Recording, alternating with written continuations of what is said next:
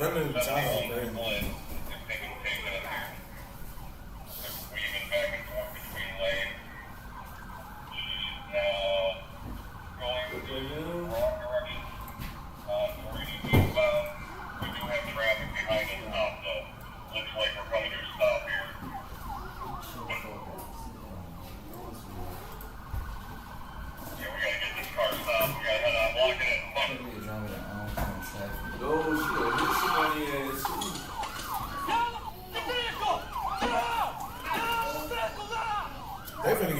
Police were shocked to learn that the woman was trying to get the cops to end her life. Thankfully, they took her into custody without anybody suffering any significant injuries. Wow. Oh shit. Get out the car! Get out the car! Some criminals will make your blood boil. This crook from Marion County, Florida, is a prime example. On June 27th of 2025, sheriff's deputies in Ocala spotted a silver Kia in a parking lot with illegally tinted windows and a decorative ring around the tag that concealed part of the plate. Our officer pulled up behind the car, but this driver didn't plan on sticking around. They're ramming my patrol car. Start me a car. Fairway circle on Silver Pass. I got someone ramming my patrol car. Get out the car! He still got his phone in his hand. Show me your hand! Get out the car! Show me your hand! Get out the car! Show me your hands right now! Sheriff's open!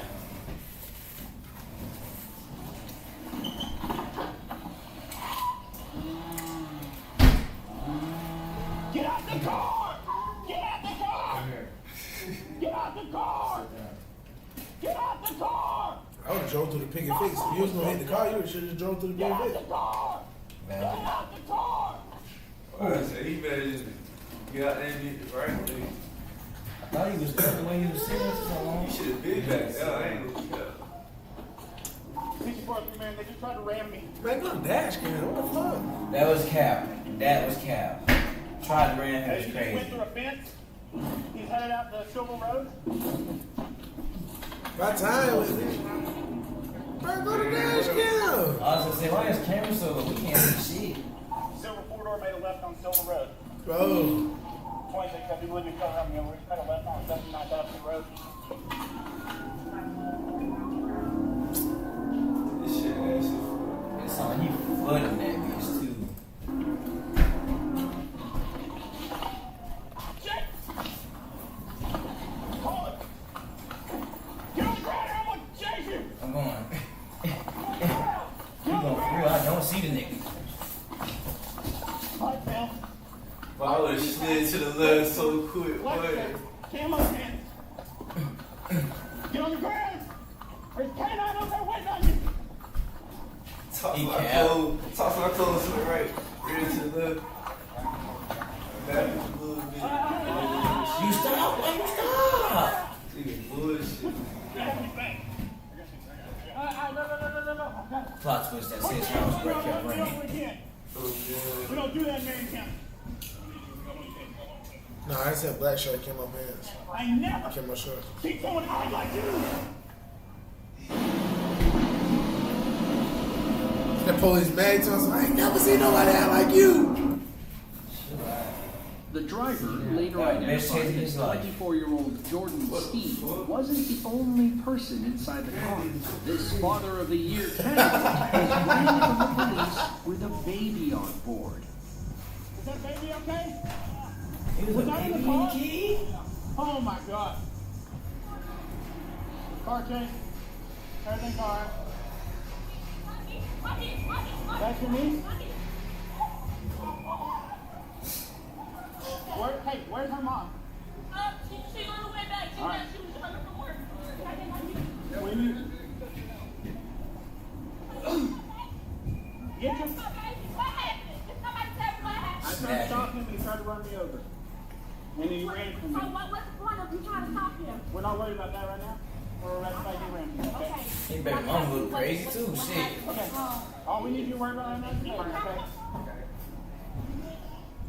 A Upon searching the vehicle, police found a loaded handgun and several credit cards. Then they opened the trunk, revealing what Mr. Skeen was really hiding. There's always something. Oh, heck yeah. Hey, come here. There's a large amount of 31 in the trunk. 31. In the trunk? Yeah. In the trunk? 31? What's 31? Huh? Oh, yeah. 60 per man. We have a large amount of 31 in the trunk. What's 31? I ain't never heard that. What's 31, Nate? You think that's petite or? What is it, 31? You think that's petite or? I don't know what it is, but I don't think it's tea. In the trunk. What? In the truck. Yeah. Holy cow. Hey, come here. There's a large amount of 31 in the trunk. There's a lot of around 31 in the truck. Yeah. Shit, you probably gotta ask your credit cards for that bitches, so you already found a couple of bitches. No, what's 31? 31. Yeah, he said it's a large amount of 31 in the trunk.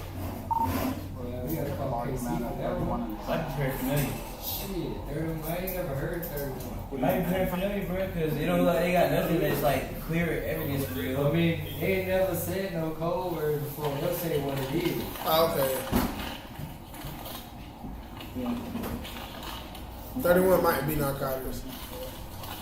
It might be actually cheap because there's other snacks and stuff in here. Ridiculous. The 31 in question tested positive for marijuana, which is still very illegal in Florida. Skeen also had sandwich bags and a digital scale, suggesting intent to distribute. In the end, he was arrested I and know that, charged baby. with possession, aggravated assault on an officer, and child endangerment. Police also learned that Skeen was on probation for a prior fleeing and eluding charge at the time of his arrest. If you enjoyed this video and want to see more just like it, be sure to click the link on screen now. With that, thank you all for watching, and we hope to see you in the next one. This is why I stopped shopping on Amazon, and you should too. Don't spend another dime on Amazon until you like it. Out of prison in September 2035 and served the rest of his term on.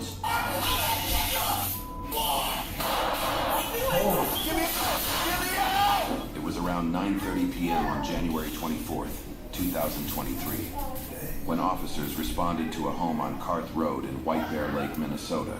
The man inside, 33-year-old Daniel Lauren Holmgren, had missed a court appearance tied to a domestic assault charge. Officers knew he was inside. What they didn't know was how this would end. Hi, it's just the police. Just have a quick question for you, ma'am. Hi, sorry to bug you. Hey, can I talk to Dan just real quick? Okay. I just have a quick question for him about an old case that we just need to clear up real quick. What's wrong? Is something wrong? No, nothing's wrong, hon. Yeah, I know you too. Yeah, long time no talk. Hey. No, hold it, hold it. Sure, honey. For a second. Yeah, sure. Girl. Yeah, he's at the door. Just tell him it's Officer Sheik. Maybe they'll remember. Our coverage is made possible by Morgan & Morgan. If you've been seriously hurt, your injury could be worth millions, and you might never know unless you fight for real justice. Many insurance companies offer less, a lot less than you deserve, but Morgan & Morgan doesn't settle for lowball payouts. They fight to get what victims truly deserve. Just in the last few months, a $12 million verdict in Florida was 34 times more than the top insurance offer, and another $26 million case in Philadelphia paid out more than 40 times higher. The team at Morgan & Morgan is ready to help with over 1,000 attorneys operating in all 50 states. You can check if you have a case right. You ever got and getting the description. Wait. Okay, alright. Well, he has a warrant right now that we need to try to take care of. So we have a history, so I just wanted to come here myself and just advise him of it, so, you know what I mean? Yeah. So, yeah, before he gets picked up by somebody else, so. I didn't know. You sure what? I'm not sure what, I don't even know what it was for. Or something. Yeah, I'm not sure exactly what it's for, so. Dan? You want me to tell him that, or?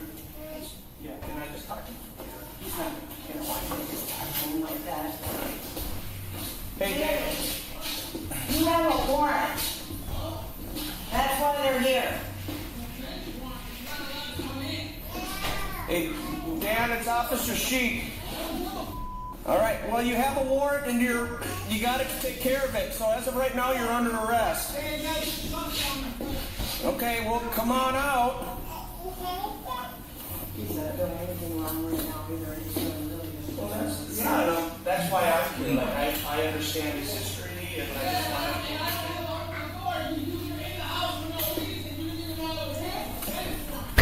Okay, well, Dan, you have a felony warrant. Felony warrant for what? You didn't even have names in the door. You didn't even the door because you illegally entered my house. I didn't illegally enter your house. Stop screaming. He crashing out! He crashing out. He crashing out. He crashing out. He crashing out. Bell, scoot over, bro. Bell. Bro, he crashing out, bro. Bro, this nigga crashing out. Bro, Dan crashing out, bro.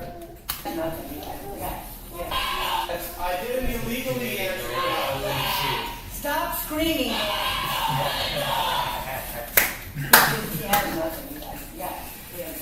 Danny ain't coming out there to with him, man. I'm telling you that. Danny! We'll take 7-0 here. We got an uncooperative allegation. That's what. Let me go grab it. Okay. Danny, just be cooperative because they're inside. They're going to arrest you. Alright, shut up. Got the ball?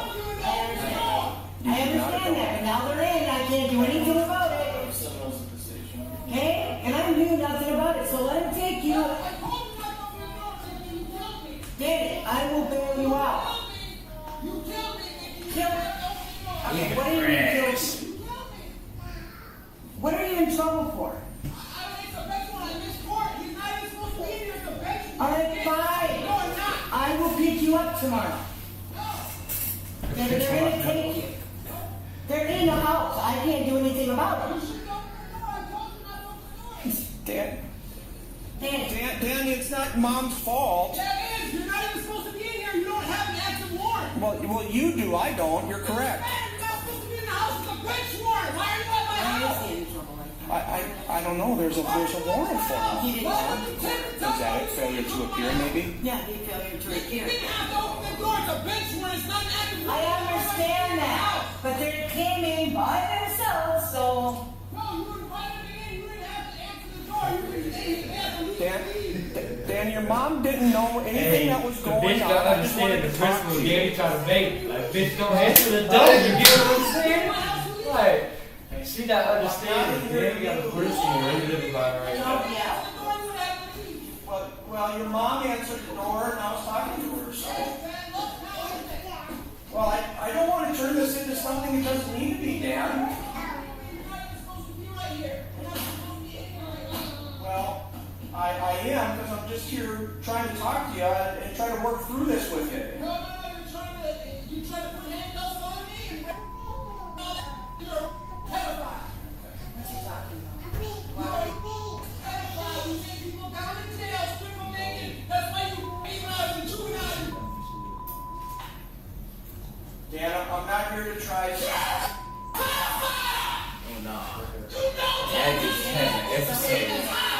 Before or something? Why would he say that? How would it work?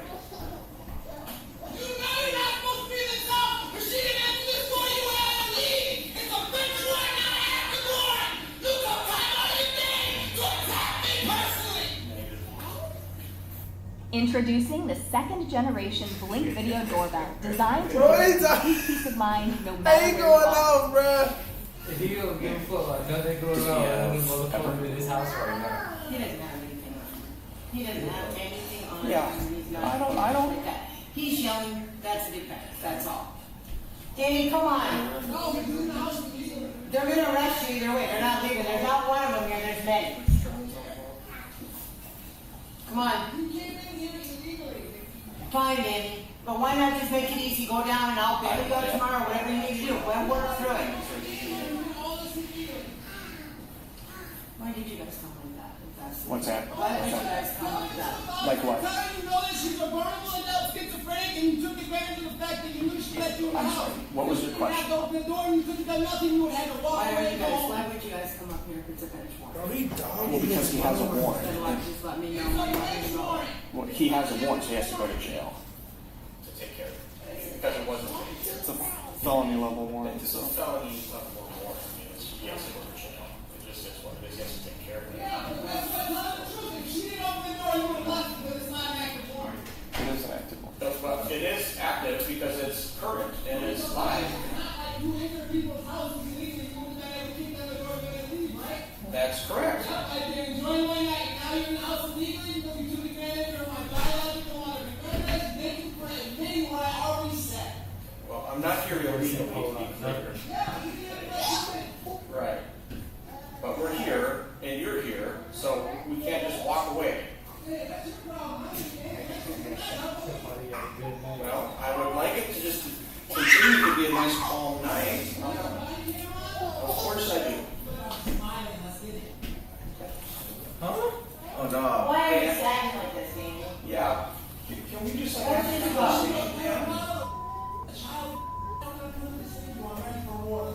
There's one more person with him here. Oh, hey, what the fuck? Stop acting like that. Stop. All this. It doesn't have to. He gained access to people. He wants to kill you. Right. It's not that big of a deal, Danny. Hey, Dan. Hey, officer. Another child tonight? Hey, Dan. That's not even the same guy, Danny. Dan, this isn't Officer Sheep. This is Officer Dillon. You're not an officer. You're a Nazi. Okay. You're a Nazi. Well, I'm sorry you feel that way, Dan. You're a Nazi. All right, Danny. Either way, you're inside. Take care of it. Well, they're not leaving. There's like 7 of them. Why? Hey, Dan. Danny, we don't want to do this here where I live. We don't want to do this where I live, remember? We talked about this. It can't happen here. I can't have this kind of action, okay? Danny, I know you love your mom. Listen, I don't love my mother. She's my biological mother. She's been schizophrenic abusive since I was born. And when I went to when you came and abducted me and brought me to a foster home, that was fun. Hey, Danny, come on, let's go. I have police all over in the hall. You're going to give me a big if you don't just go. All you had to do was tell them to leave. Okay. Commit injury. Well, it's too late now. Illegally, tell them to leave. All right, well, it's too late now. So what are we going to do? It is not too late. Tell them to leave the house. They leave. They not forcefully tell them to leave. They're not going to leave. Why aren't you going to leave? Because you have an active felony warrant. We have to take care of it. No, you don't have to do anything. You purposely took time out of your day to come here today. We do have to take care of it. No. You don't, because like I said, you wouldn't have been able to get in if you didn't answer the door. It's not an active warrant how you're saying it. Radio battery. It is, unfortunately, an active warrant. It pops up. It's not the same. It's not fine. I just told you, if you didn't answer the door, you leave tonight. I should be watching my movie. I was watching it in a minute. It was a good night. I was drinking my Connor, do you want anybody pop the door? Yeah, I popped it. I'm gonna need you guys to let me know if something comes on the radio. My battery's dying. To ask him. Open the door. You could have told him why. Okay. He doesn't have a choice. He's an animal. He doesn't get to make decisions. Either way around, they're here. He's They're in, already they're not got gonna that leave. choice. He's an animal. He doesn't What get are to we make gonna do? decisions. Danny, Right, open he's the door. against nothing. I didn't hear anything. There's 7 of them in here. Come on. Like a fist hole in All right, the I don't door. want this to happen. What do you Well, if they're gonna bring a dog, they should probably bring another deputy. Bailed out. But Sarge handled it. Why? He broke the law. He just told you. If you didn't answer the door, it would have been. Dan, if I would have forced my way in not knowing you were here, that would have been breaking the law. Yeah, but since you took advantage of my schizophrenic mother, now you're Okay, not. I did not take advantage of your mom. I never have. Stop Whoa, screaming. hold on now. Danny, stop screaming. Stop screaming. What are you doing? By the way, you're on Facebook Live. We're gonna have a good time tonight, officer. Who cares? We're still on. Either way around, they're in the house. Have I gone through without That's why we're on Facebook Live. We're having a good time now. disaster? You feel very fortunate. Yeah, but you didn't have to open the door. He knew that you let him in, and he broke the law. I had a conversation with your mom, Danny. Conversation. You gained access to my vulnerable schizophrenic mother. All right, either way, I can't have this attention here. You already know it. Isn't it easier to go down there and bail out or get out and call me? Okay. All right, but we're past that. Now they're already in here, so now what do you want to do? Well, okay, just so we're clear, Dan, you have a warrant, and so you're under arrest. Lover, I'm not going anywhere, and I'm prepared to die. Okay. Somebody wanna, we got 4 here, somebody wanna go grab a shield?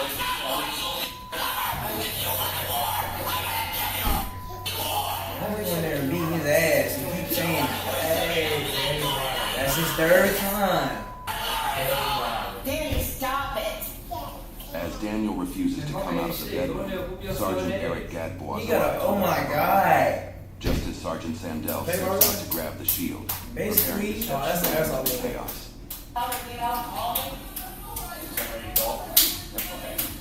All right, but we're past that. Now they're already in here, so now stop it. You want a war? This is stabbing We're done. No, Mom, I don't want I'm you going in, I'll bring my son out. Okay, no, you're not going in. Mom, I don't want you to hurt him. Yeah. No, I don't need you getting hurt. I'm not gonna get hurt. He would never hurt. I'm not going to allow you to go in there. He's not gonna hurt me. It's my son. You broke the Take a bitch in there with y'all. It's me you're looking at, Daniel. No, looking at you. They're sitting there. They broke the law. Get in. They're smiling. He's ready. I'm ready. We're all ready. No more talk. Danny on bullshit. Danny on bullshit. No, Danny, come on. Vicky, tell him to slow down. Tell him he wanted to kill you. No, come on, let's go. Tell me I don't want to get killed tonight. I'll come bail you out. The pedophile arrest me. Because there's not one here, there's 7. It's fine. I'm no longer asking you to Shit, Danny on bullshit, bro. I told you you on bullshit. Y'all Step in that motherfucker room if you want to. I want to talk. We're talking about sitting your own house. Nah, he ain't. No, that's me, dummy. No, stay out of the door. No. I'm no longer asking you, no disrespect, I'm telling you you have Come on, Danny. No. Now they're trying to bust in your own house. Come on. No, that's me, No, dummy. stay out of the door. I want to talk. We're talking. I need We're having a good time. No. We're There's past no reason to force entry. No. Why are you acting like that? You're gonna make bigger problems. Vicky, just relax. You relax. Over the night, you shut down. No, we're ready to go. I don't want to see kill me or hurt you. Okay, come on. All right? And I also don't want to have action where I live. Let's We're go. gonna have some action today. I'm Why? excited. Why? I've been waiting for this lover. Danny. That's Danny. his 4th time. Stop trying to enjoy me. So it was. No, Yes. he isn't gonna hurt me. Yeah, but I don't want But you. you let the Bro. You to get caught in the middle. pedophiles in the door. Please leave over. Hey, we'll try not to. Just watch No, I'm serious. Just watch the threshold. He's throwing around. He has nothing. Yeah. I'm ready to end this calling. Okay, well, come on out then. Okay. Are you going to allow me to come in there and we can talk? Bro, I ain't gonna lie to this joke like it crazy. Not in the house. In access to the house. Oh no, how do you know? No. Oh no. No, you're not. Wait, what he say? You think that pepper gun's gonna help you?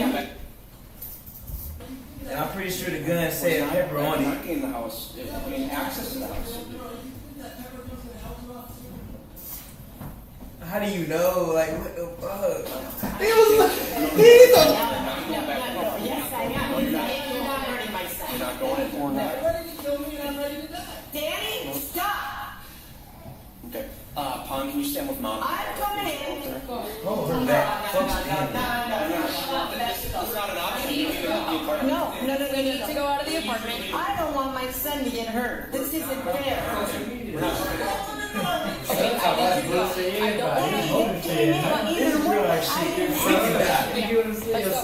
Dog just came in there on some calm shit. Like, damn, we could easily come out. Great time about shooting the bitch up. At least we get my jacket. I don't Bitch, have pull up, sorry. Before we die. Please. I can hear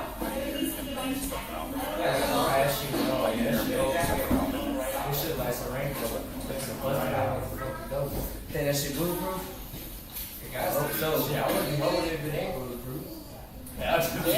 on purpose to that big ass What are you shit. doing in there? You got plans and shit? Can you look at that motherfucker bunches?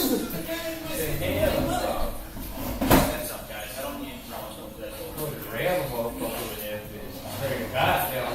Okay, you got lethal. You got taser.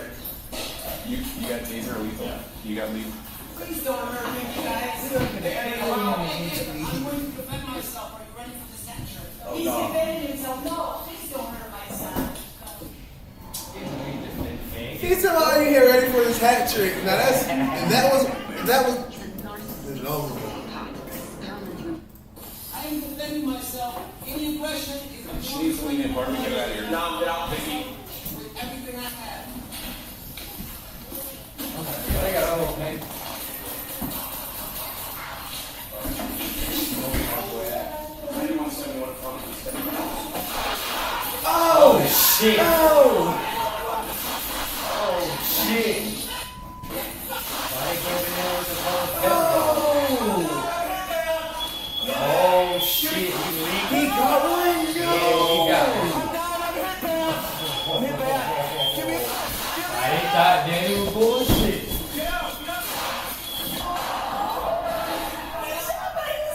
No, bitch, he's shooting at us.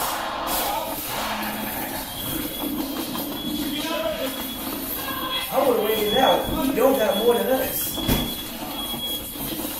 I need the door open. I need the door open. Get out. Get out of here. Get Yo, is that a dead nigga? Anyone send me a rescue? I got an officer down. Get in with it. Stay there. Stay there. Back up. Tourniquet on him. Just for safe. Get it going. Tourniquet, come on, yeah, GG. Buddy, For real? I think tourniquet like that shit to give you that extra little try to lifeline. I think that was tourniquet. Danny, Nick, come out. Bring that shit up, though. Come out.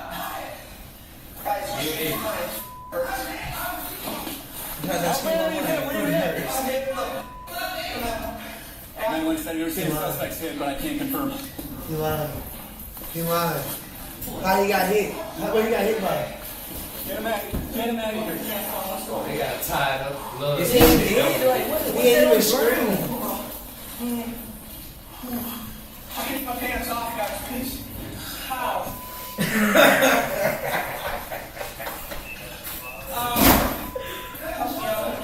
Come on, get your hands up! No. You can shoot from there. I know. Give me your apartment. Give me your apartment. I know they was like, what the Where fuck? you hit, Dan?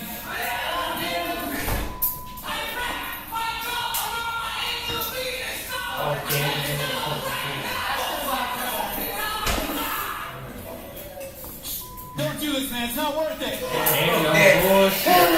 Hey, Danny done wrapped himself up. That boy ready for whatever. I'm telling you. That bitch had a bad kid on him. How old is this? He had some self-revive. That's what he had. He's still a threat. He says he's hit. He's still willing to fight us. He's not in custody. He still has a weapon. Officer Shots though. Ryan You got so weak something that man. Gunshots. There's no way y'all tore through his skipped upper that. left leg, What happened? Pelvis. He had to His die. partners dragged him out to a squad car and raced to meet the ambulance on the way to the hospital.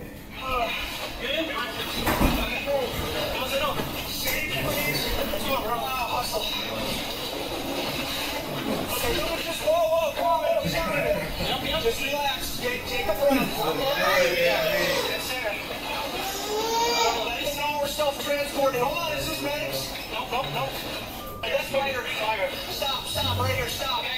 Stop. Turn your lights on. Turn your lights on. That's all. He was rushed into surgery and survived. Back at the apartment, Daniel Holmgren stayed barricaded, shouting threats as SWAT teams surrounded the building. I thought he was in the elderly. Eventually, He kinda old. officers deployed gas and chemical irritants. Holmgren crawled out of the bedroom, unarmed, and surrendered.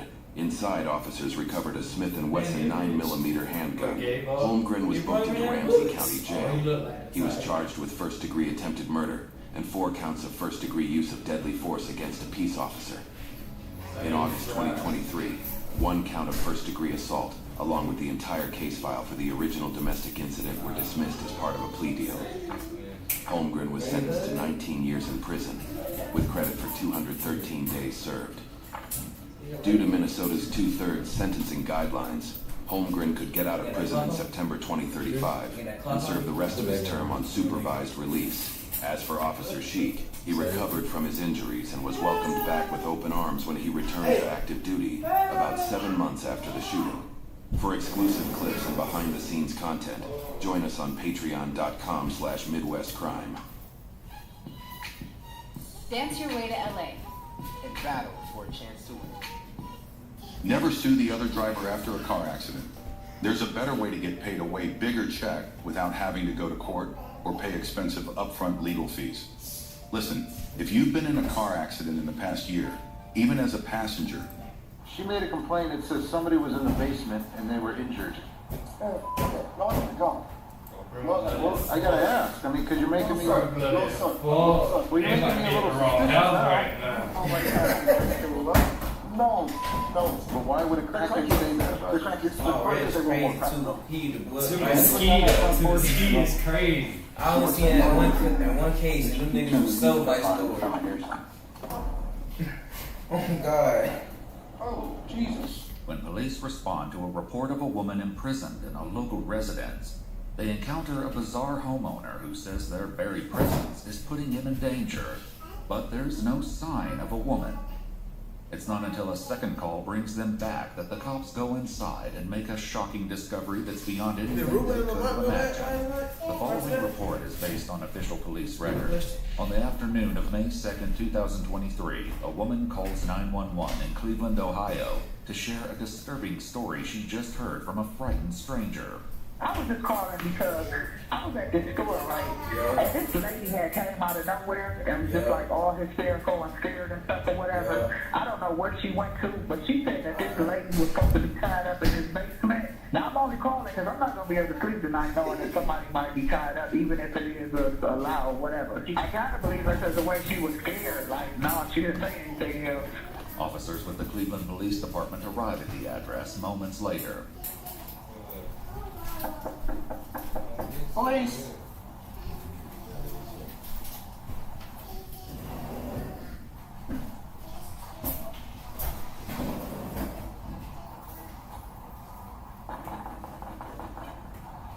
There's music coming in the back.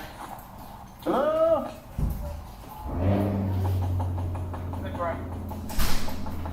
After a full 3 minutes of knocking, the police finally get a response from inside. Oh, you got a lot of I'm just knocking on your door. What does that mean?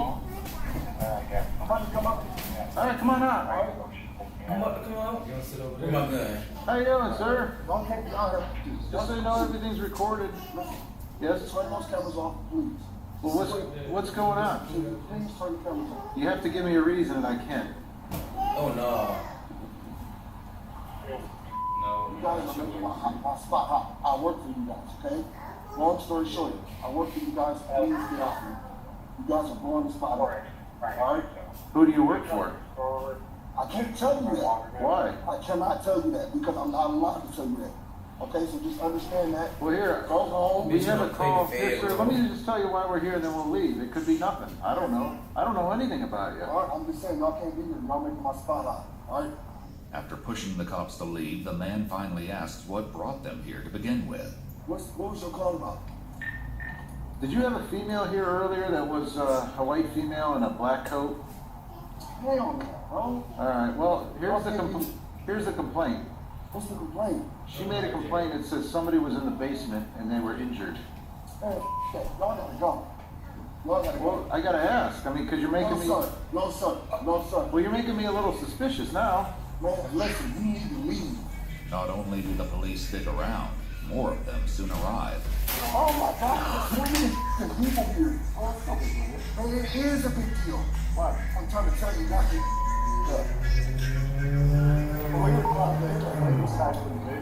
Nobody tied up in the base. Can we look? No, why not? Because I say so. You saw that up down there? No. What you doing, buddy? I can't tell you, bro. What do you mean we can't tell you? I'm trying to tell you I'm in a confidential informant. That's all I have to say. You guys are bugging right now. You guys are bugging. It's not on you. Who told you that? I can't say nothing else. Well, if there's something down in the basement, there's nobody in the basement. I just do what I do. So why can't I look? All that stuff that went on in the past with those 3 girls, man, we gotta take this seriously. What do you do?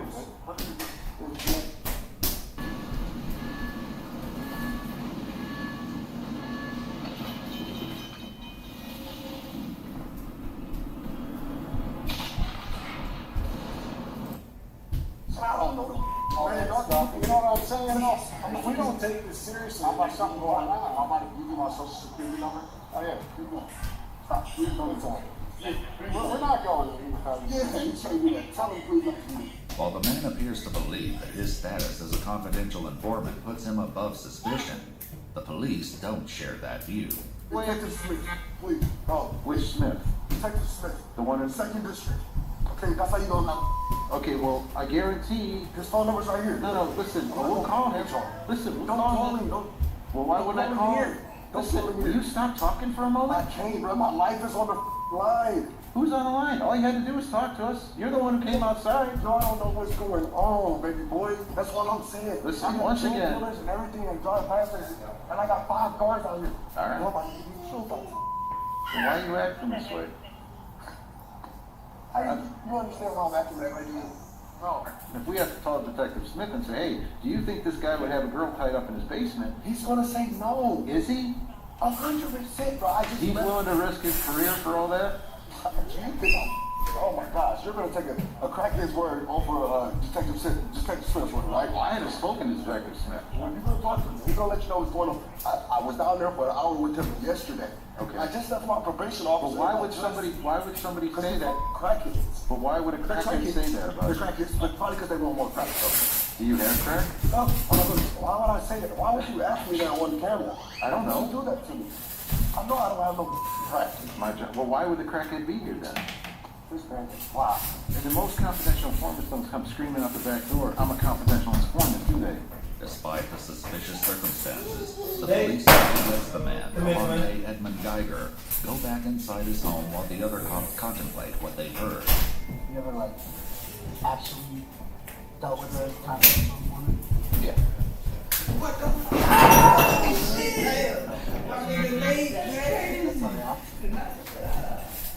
I forgot about you here. What's up? My only fear is I actually think you freaking out like that. Yeah.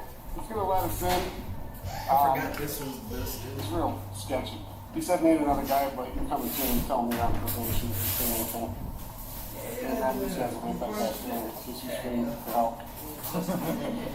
Like girls.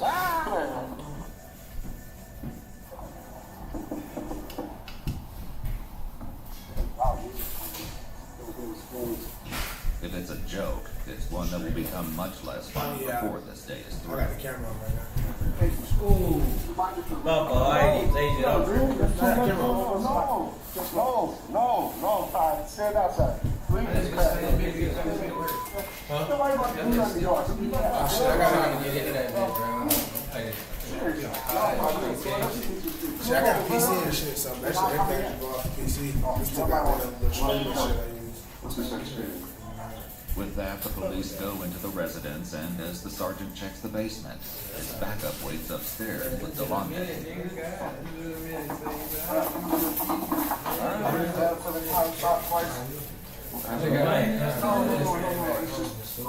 trying to check my life and work with the police. I'm like, I just don't do that. Turn that down. Actually, turn it off. That way I can hear everybody.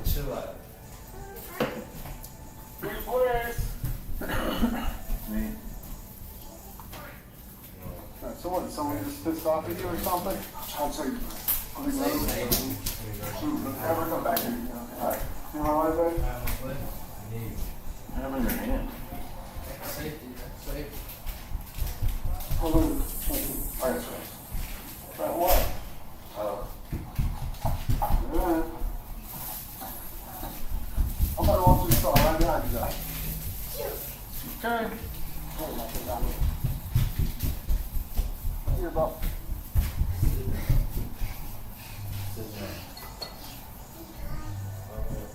across.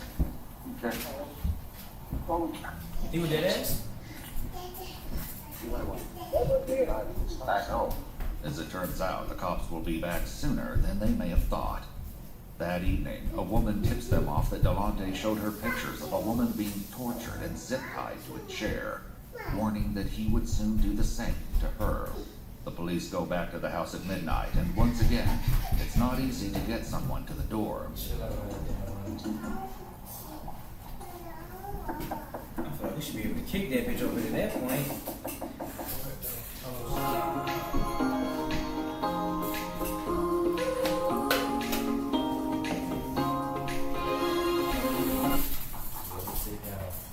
Hey, Sergeant Anderson, please. Yes, yes. All right, so I appreciate this. Appreciate a lot of focus. Yeah, you know my life. So I got to thank you. You know, I never know. I need to come to the back. That's good? Yeah, sure? Yeah, that's what I'm doing. Sorry for not letting you in there, bro. Sorry for my attitude, okay? Give me 5 seconds. The police head around the house to meet with Delonte, but as one officer stays behind, he hears some loud movements coming from within.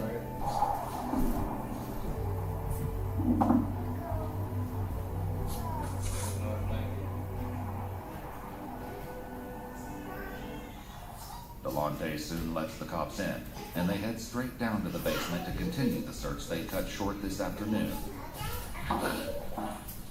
So, if you smoke, you start from my nose, doesn't always work. Okay.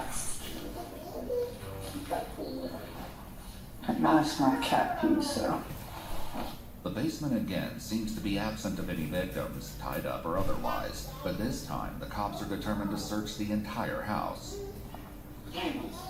Oh. Yeah. I'll go house. I got two of all of it. Y'all got some two of all of it.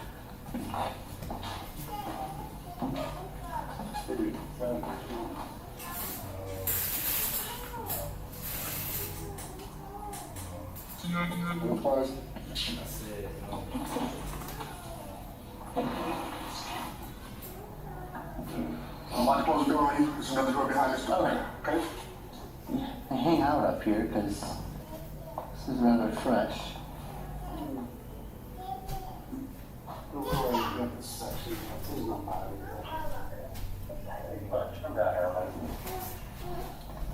There's some blood right here.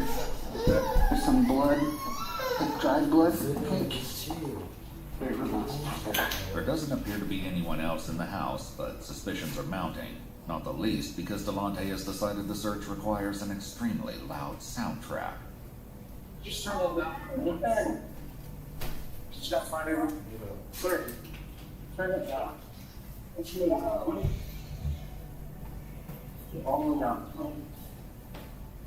Please turn it all the way down. Turn it. Clear. Yeah, there's something on the floor, but yeah, I know you see something down. I'll have some music up. Can you turn the music down? Any? Still wait, so. I'm turning the okay. Just put the handcuff on now. Keep smoking that blood.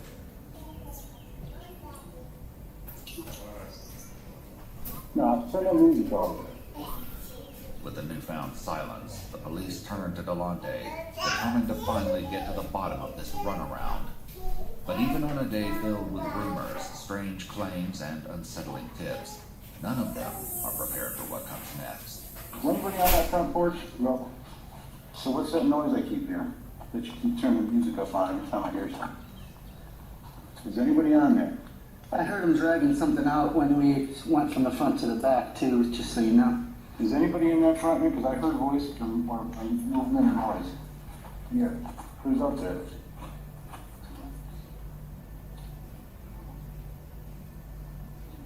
Who's out there? Sweating a lot. What is that? Can you hear it? Who's out there? Where are you at? She's under. There's a thing under. Remember I shined my flashlight when you guys went back there? Alright.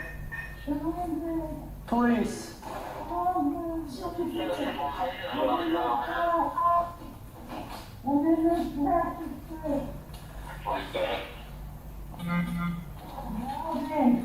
Alright. Yeah, I heard him sliding something under there when he went from the front to the back. Where you at? Where you at, man?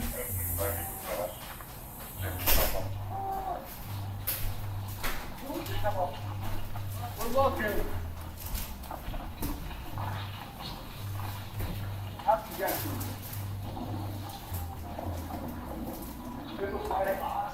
No. Oh, no. Help me. Help me. Where those I'm paralyzed. What? I'm paralyzed. Alright. How old are you? I was 6 years. 6-year-old female. What? Yeah. Go see the bugs. Are you injured besides that? I'm paralyzed. You're paralyzed. I'm paralyzed. What's your name? Carol. Did she say Carol? Carol? Alright. And when she said she paralyzed, I got her inside a bucket. Yeah. My legs out. Good thing I'm not stomach. I don't want to move you because I don't want to hurt you more. Can you breathe? Okay, now. Okay. Hey, boy, I ain't gonna cut though. Being a blue officer, that shit gonna be an interesting job. Dad, You wake up and you know what the fuck you gonna see today. Never in my life would I see a motherfucker crush up beside a bucket. Shit like that, I love my job. She was 5 minutes they tried to make sense of the bizarre discovery they'd made on his front porch. It was almost. Cheryl, do you know, is there anyone else here with you? I don't know. Okay. Cheryl, Dang, I want to say Georgia Peaches. They were sold out in my baby store. Some say got hits from the mall though. Hey, want fire to come, at least get her upright. Make her on her backboard. I know, we can fire here, they can off here. No, but we've got no ETA on EMS. Bro, she's in the box. Huh? And they still talking to me. I could have no number calling, man. Well, get the fuck up out the box, nigga. She paralyzed. How the fuck she got in there, damn? See, how the fuck she I ain't got in lying. there? The way she crunched up, I believe. So who knows how long? He probably just got her ass in there before they showed up. Is it just one day? Okay. But even with Cheryl Cyrus somewhat responsive to their questions, there's nothing that can fully explain what's going on. That shit. That shit probably let dumb as fuck. There's a lot. I don't even know where to begin. This might not be the only victim, but we just searched the house and we didn't find anything else. As rescue personnel get Cheryl free of the box and transported to the hospital, she police okay? conduct another search of the home. She was supposed to be wearing a cape. Oh, he probably got another bitch inside the box too somewhere. That's gonna be nasty. Cause she gonna be dead probably. Oh, Jesus. Cat scared the hell out of me. And the attic's done. There was a pink hoodie, that was it. Yeah, but she say it was this room, or? She just said that, like, he was transporting her from a place Carried ass that bucket everywhere he went. That there was gonna be an AK-47 in here, drugs. Yeah. We're gonna have to call the fire to find a serial killer. There's no sign of any other victims in the house, but the one they did find will give detectives more than enough to discuss with Delonte when they visit him in jail the following night. Obviously, we know some bad things did go down today. Do want to give you a chance to go over On confidential informant for Detective Larry Smith, filed in the second district. Okay. Okay, How long have you been doing that for? about a week and a half now. Okay. And that was long because I wasn't going to kill her, so I wasn't going to out there to keep her, and you know what I'm saying, but I just can't have her out alone. Because I'm working with Detective Smith, trying to get him some guns, 5 AKs, 4 Glock Street. That's supposed to be going into the valley, like next week. You know what I'm saying? I'm trying to get him big red, who moves 6 ounces a day of cold crack. You know, I'm trying to get him those. Distributes 6 ounces a day, but like I found out that this that, and, you know what I'm saying, if I was We found out too that what that lady that when I was taking care of the house is a rat, and she would get back out on the street and explode. Delonte, who calls Cheryl Cece, claims she's an addict, one among many who frequent his house. Well, she always at my house smoking dope. Okay. So I take care of everybody on the streets. All the things, that's where they live. You know what I'm saying? Long story short. That's ground zero for the crackheads. According to Delonte, the entire situation began on April 27th, 5 days before police showed up at his house, wanting to search the basement. In an incident partially corroborated by police records, the car Delonte was driving was pulled over by vice cops. He says Cheryl was in the car as well. I left my house, and before I got 4 tires on the street, the police is hitting the block. I don't know what's going on. I'm swerving around. I'm on the sidewalk trying to get around because I don't know what's going on. Guns in my face. Get out the car. Get out. What are you guys doing? Turn the car off. Empty out your pockets. I ain't got nothing, bro. Y'all tripping like y'all just done. Like, what's going on? I had to tell them, oh yeah, but yo, we can get you this. So that note's right there. We're gonna get you that, man. Listen, I cannot go back to prison, bro. What do you need to do? Delonte says that was when one of the detectives took his phone, programmed his number into it, and told him, "You're working for me now." But it was how the police treated Cheryl, the woman they would later find in a box on his front porch, that really got his attention. Icon Tools complete every repair without giving an inch. Only at Harbor Freight. Raising the next generation is a big job, but feeding them well, that should be deliciously simple. With Go Macro, there's a nourishing option for every appetite. Clean, delicious, and nothing less. Just real food that supports what really matters. Detective Silver, thank you. Bye. Detective Smith said thank you, bye. Keep on walking. Listen to the detectives as we all get out the car. Just like, go, thank you. Please get searched. It's about $20 worth of dope in the car and still, and they get searched. He concluded that Cheryl had set up the traffic stop and would now know that he'd been turned into a confidential informant for the police. The next time Cheryl came over to his house, he decided he couldn't let her leave. I feel like my life is in danger, man. People have tried to kill me 3 times already. You feel me? I've been shot in my... No way. My underarm, blood, all types of weird... It's crazy. He just pulled his ass out. I thought I was gonna die if I didn't hold her for like 2 days and tell her, like, let her know what was going on. I beat her up, fed her, showered her, all type of weird make sure she ate. But I just could not let her go back on the streets and tell everybody that I was working for people. Like everything that went through, like the time where you and Cece were together, like what happened during those days? And you, like you said, punched on her, slapped on her, till her, punched on her, slapped on her, punched on her, slapped on her, punched on her, slapped on her, moved her from the basement to another room, fed her, showered her, gave her some water, put a blanket over her. That boy done took care of the bitch. Is that what you about to ask me? No, I don't. No, like were you giving her drugs and stuff like that? Why would I give her my drugs? Why would I do that? I didn't know Yeah, that. I didn't know that. So at any point was she asking to leave, different things like that? She has nowhere to go. Okay. She has nowhere to go. All she was just asking was why. Stop, I won't do it again. I'll never tell. I'll never tell. I'll never tell, Flash, please. I'll never tell. I know I deserve this, but I'll never tell. Like, that's a code in the streets.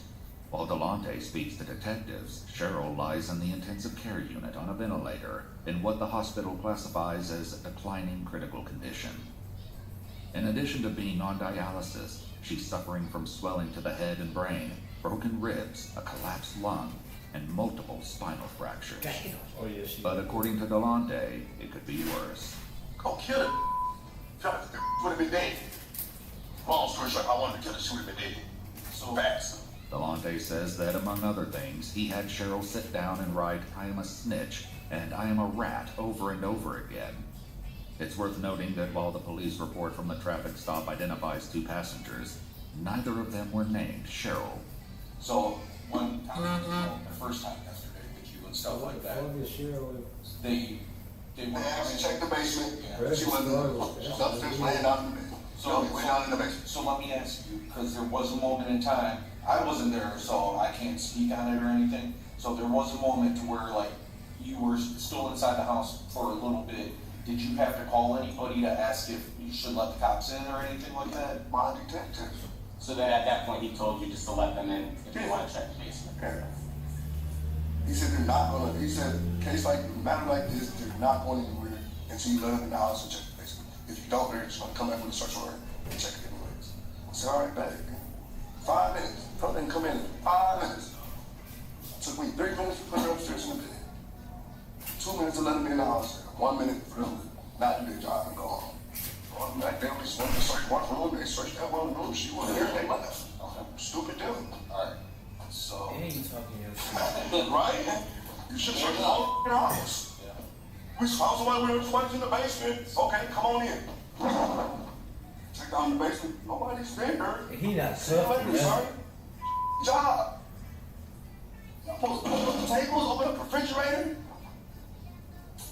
That's a horrible job we all work. Horrible job. I'll be the first to say it. Listen, buddy. No, he didn't just say that. Serious? Do you think so? Yeah. Okay, well, horrible job. I'll be the first to say it. Listen, buddy. Are you serious? Do you think so? Yeah. Okay, well, next time take it serious. After accepting Delonte's feedback on their police work, the detectives move on to the second visit to his home that night. Yeah, so the first time the police came, you said you moved her upstairs, right? And then she was upstairs. Obviously, the second time the police came, she was in that tote, right? How did that go down in between there? Well, they really wanted to check upstairs. Right, but I'm saying, how did she get in there? I pushed her in. Okay.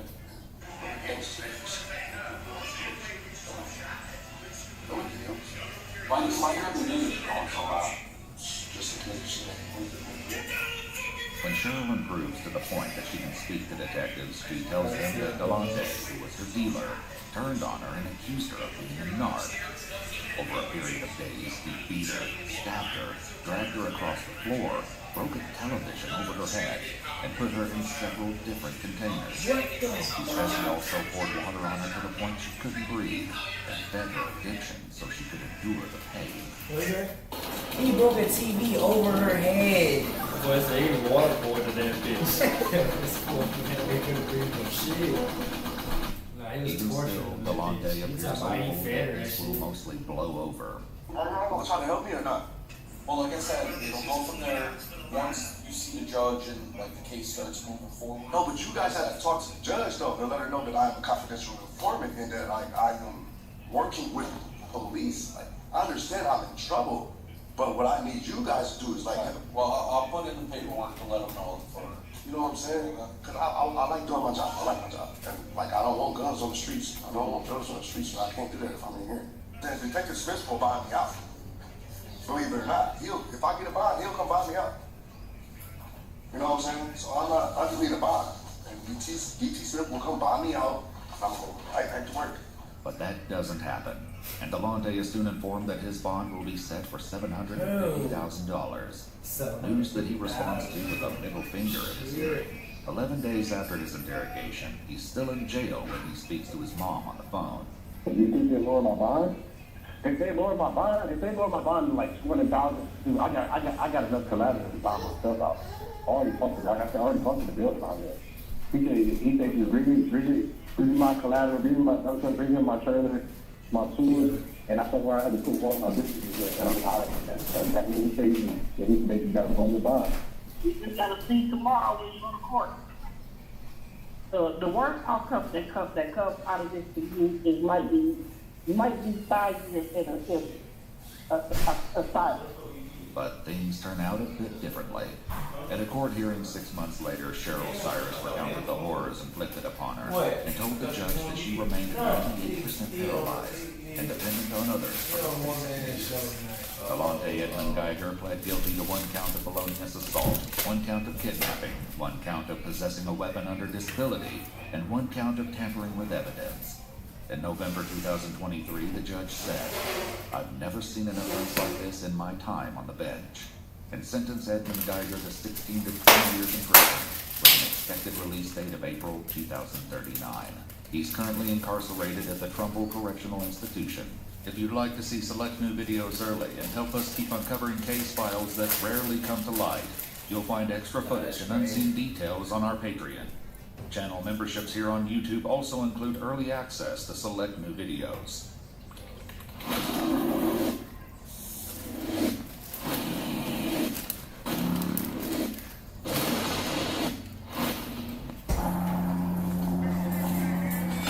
Two officers arrive on the scene of an ordinary disturbance call. A man is threatening his neighbors. However, in just a moment, the situation will escalate into something much worse.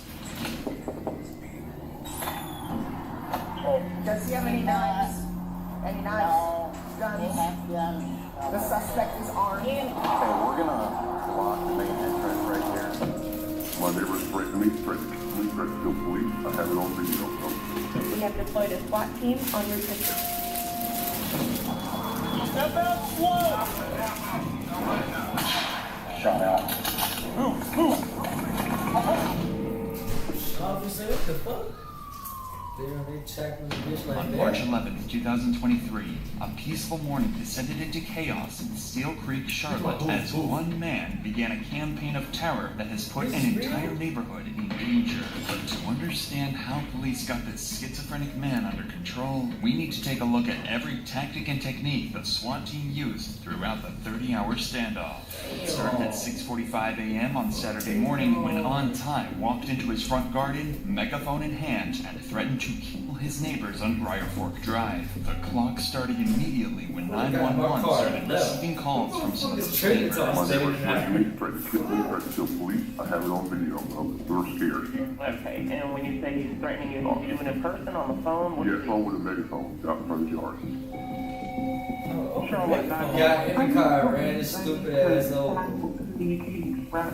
Report. I'm working with CMPD crisis response team, and our neighbor is threatening us currently. Community Policing Crisis Response Team helps mediate disputes between neighbors and can often settle arguments without having to call 911. They specialize in people who have behavioral problems or those with substance abuse, and they've been involved with Ty on no less than 13 other occasions after his threatening behavior towards his neighbors. Unfortunately, this situation is much too serious for the CMPD this time, and the police have to step in for what will be their 47th interaction with Ty.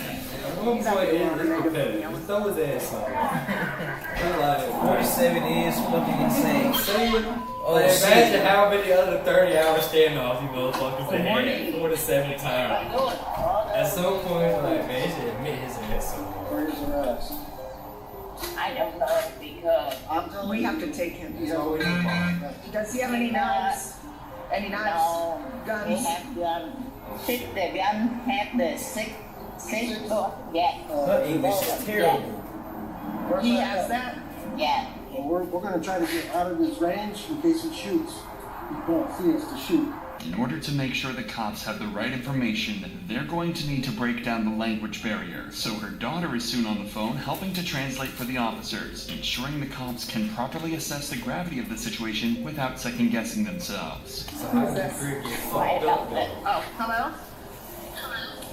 Hey, this is Officer Miller with Charlotte Police. We're just trying to clarify with the language barrier for your mom. But Ann has a order for his arrest to go to jail. She's advising that he has what we can best tell is a revolver, a gun. I just want to confirm that he does have that with your mom. If you can ask her if he does have a gun. Yes, of course. All right, go ahead. She says that he does have a revolver in his room. Does he have bullets in the revolver? Is it loaded? She was trying to explain another possible weapon, and I couldn't understand what she was saying. So can you ask her if he has any other weapons? Introducing the second generation Blink Video Doorbell, designed to give you complete peace of mind no matter where you are. With a battery life up to 2 years, expanded field of view, and improved security features, this doorbell keeps your home protected around the clock. Three double-A Best this motherfucker got is 6 shots in the swing. Y'all better get in that bitch in In a house though, somebody And get what kind it of dog to does he have?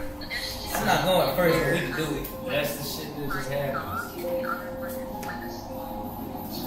Now the cops have a much better picture of what they're facing. They know that Ty has a gun and it's loaded. They suspect he has a dog in there with him, and although the mother claims it won't bite, these cops can't take any chances. Ty also has a warrant out for his arrest for communicating threats in another incident, making this a criminal barricade. The difference between a criminal barricade and a non-criminal barricade is simple. A non-criminal barricade usually means a suspect isn't wanted for a crime and is often a case of a suicidal suspect. A criminal barricade means the suspect is wanted for a crime, is a possible danger to others, and needs a drastically different approach. These cops don't have access to the resources this kind of response will need, and SWAT is called in to take over this standoff. SWAT has an arsenal of armored vehicles at their disposal, as well as riot shields, expert negotiators, and specific training to deal with this exact kind of situation. But just because SWAT has been called doesn't mean the negotiations stop there, as police continue to try and convince Ty to hand himself in while they wait for the team to arrive. Mr. Ty, it's the Charlotte-Mecklenburg Police Department. We're outside. Mr. Ty, I need you to come outside. We're not going anywhere. We need you to step outside with your hands up. Ty already has a warrant out for his arrest for communicating threats in another incident, and police know he's highly strung, potentially violent, and extremely unpredictable. If they're going to talk him out of the house, they're going to have to convince him there's no danger. It would help me understand this a lot better if we were talking face to face. No, that I'm not. Yes, I will have to put you in handcuffs. And then you're not gonna let me back to my house. You're gonna take me somewhere far away. Listen, you do have a warrant. Yes. For communicating threats. Okay, that's why we're here. Yes, and I can change my identity. We have to serve that warrant. Okay, that's just me. I'm not in the business of lying. Okay, I don't want to lie to you. I don't want to steer you in the wrong direction. All right. The trouble that you're in is very minor. Okay, it's not a big deal. By reassuring him that he won't be hurt if he surrenders, the negotiator can try to prevent the situation escalating or even turning violent. During negotiations like these, police will try to de-escalate the situation and keep the suspect as calm as possible. But in this case, Ty seems so unhinged that there's no way they can make him see reason. If things deteriorate any further, it's possible Ty might make good on his threats, and this situation could turn deadly. Nobody wants to. I promise you that. I do not want to harm you, and no officer out here wants to hurt you. That I can promise you. Take me alive. No matter what you do. Nobody wants to harm you, and we don't want you to harm yourself, all right? This is war, dude. You took my dog. This is not war. Put me in front of everyone, right? No, we do not want you to hurt yourself. It seems peaceful negotiations aren't working, as no matter what the negotiator tries, Ty just won't cooperate. Become very consistent that he will not leave that home. It's just circles, circles, circles, man. Like it always circles back around to I'm gonna kill myself or you're gonna kill me, period. I'm not coming out of this house. I'm gonna die today. With Ty armed, barricaded in his house, and threatening to kill people, the police need to keep him calm and de-escalate the situation until backup arrives. Shortly afterwards, the SWAT team finally arrives at the scene to bring this standoff to an end. Hey, get your people ready to have a plan. I'm gonna try to push the robot up, see if I can get over stuff. The SWAT team finally at the scene. They can get a better look at their surroundings by sending in robots and drones. But they first need to find the best place to gain entry into the house, which in this case is right through the front door. 2539. Well, I won't call you. I just need you to answer your phone.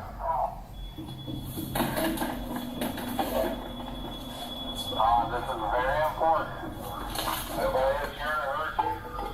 We are only here to help. Your mother's worried about you. We are here to make sure that you get the help you need. By breaching the door, the SWAT team is trying to see inside the house. If Ty isn't willing to negotiate, then SWAT may have to force their way inside and face Ty in his own home. But this just agitates Ty Check out how this app helped me buy whatever I want in my favorite game.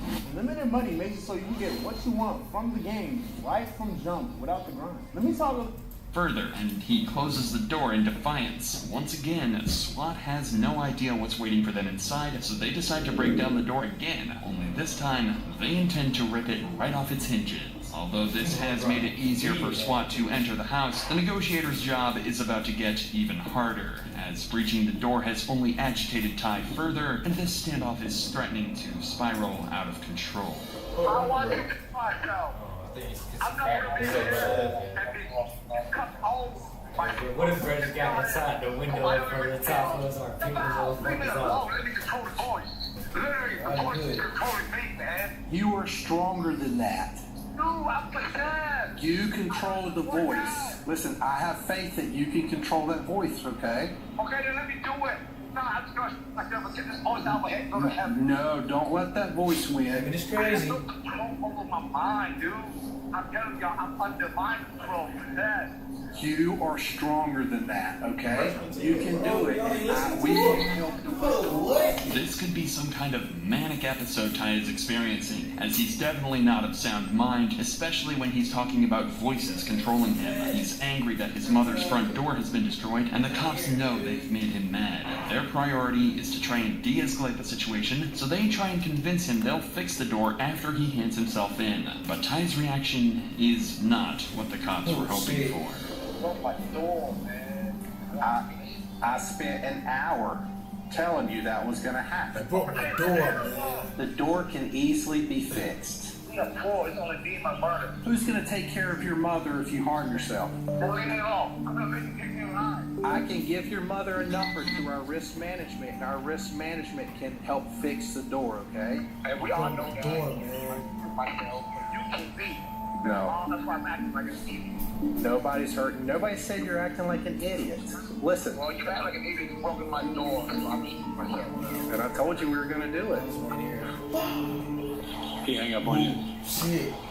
We're now 5 hours into this standoff, and the house is completely surrounded. On the sidelines, police are trying to obtain an involuntary commitment order. These are issued to individuals who are experiencing mental health problems that impair their ability to reason. This would be the third time Ty has been issued with an involuntary commitment order, but despite how serious the situation is, they still can't enter the house without a search warrant. This is often a long process, but in this case, it only took a couple of hours after convincing a judge the warrant was absolutely necessary to help bring this standoff to an end. So now, 8 hours into this standoff, and with the search warrant in hand, SWAT started their meticulous operation to clear any obstacles from their path, a process they call tactical breaching.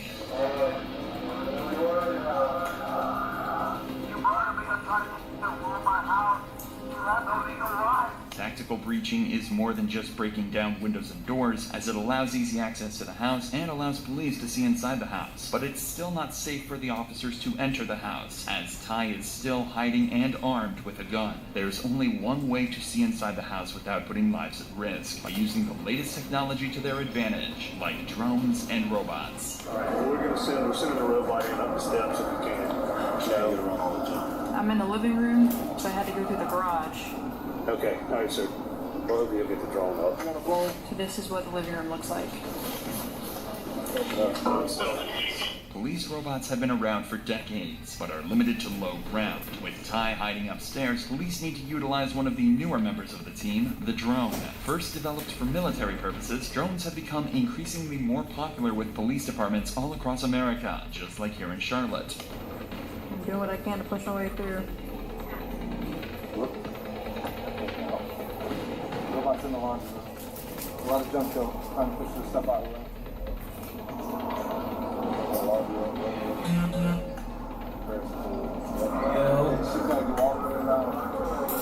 Drones can reach places people can't and give police a bird's eye view of the upstairs of the house without a single officer being put in harm's way. It also shows how quickly a situation can go from quiet to dangerous in the blink of an eye. I can try to push it through the front door, but I can't promise anything. That drone has just been destroyed, but now police know exactly which room he's hiding out in. After a second drone is destroyed, Ty suddenly appears at the front door of the house and he's armed with a handgun. What he might not realize is he's seen the targets of several sharpshooters who are scattered around the area with various views of the house ready to fire if Ty presents a threat to them, their fellow officers, or anyone else in the area. A financial safety net to tackle any unexpected expenses. Credit Fresh.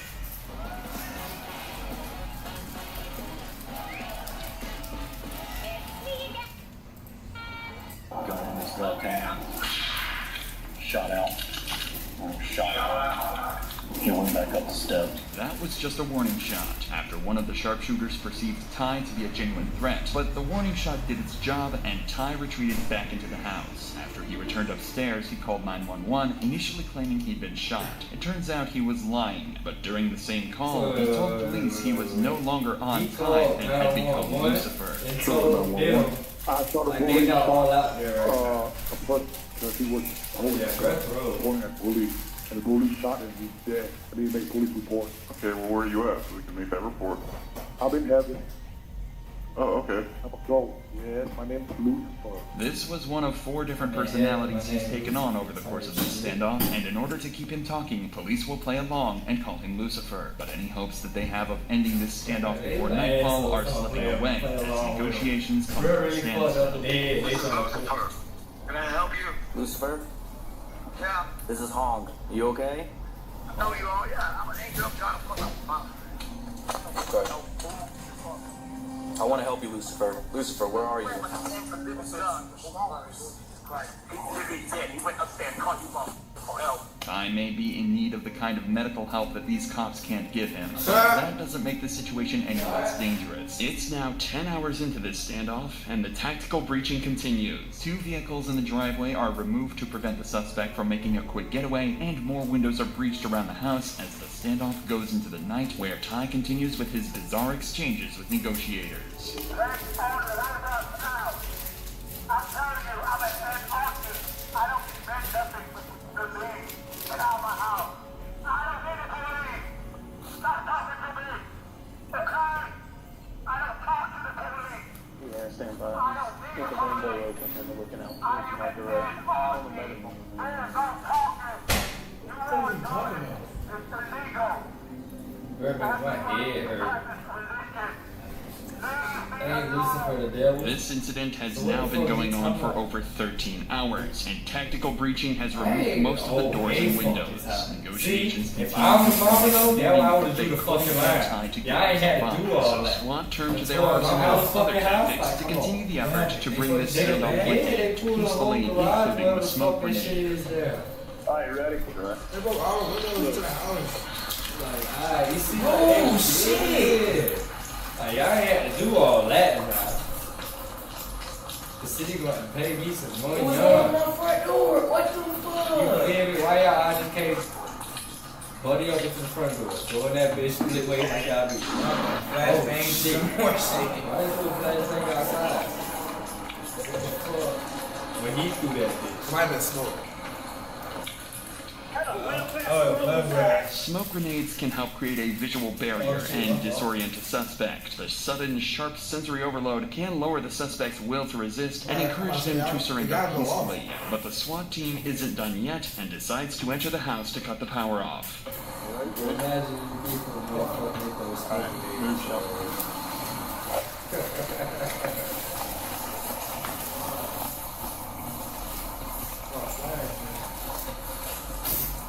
Nah, he throw a flag, but I don't want to kill him. He got it.